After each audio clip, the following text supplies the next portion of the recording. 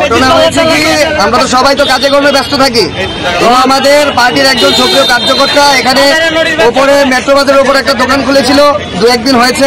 তো দোকান খোলা নিয়ে তাদের পার্শ্ববর্তী একটা পুরোনো একটা দোকান আছে, উনি প্রতিনিয়তই মানে যেদিন থেকে খুলেছে ওই দিন থেকে একটা ঝগড়ার মতো করতো যে কেন দোকান খুললো, এখানে আমি একা ব্যবসা করছি। তো এই করতে করতে করতে করতে জিনিসটা আরো বড় হয়ে যায়।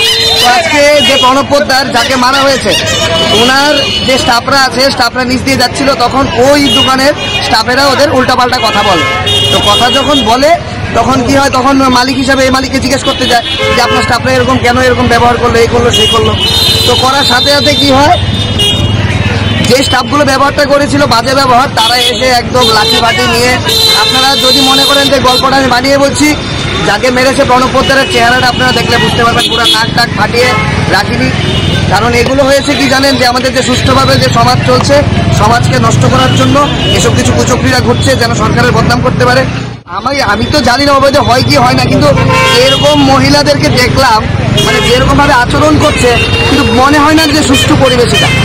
কিছুটা মনে হয় তাদের একটা স্টাফদের জিজ্ঞেস করা হয়েছে, মানে তারা ট্রেনিং সেখানে একটা ছেলে আসতো যে উল্টাপাল্টা কথা হয়েছে, নিয়ে ওনাদের কাছে নিচ্ছিলাম। এরপর একটা উত্তর কথা বলছে, তারা 4-5 জন হয়ে গেছে। আমার পাশের দাদারা আসছে, একটা তাদের বার্থডে পার্টির প্রোগ্রাম করছিল ওরা কাজেনগুলোর মালিকের।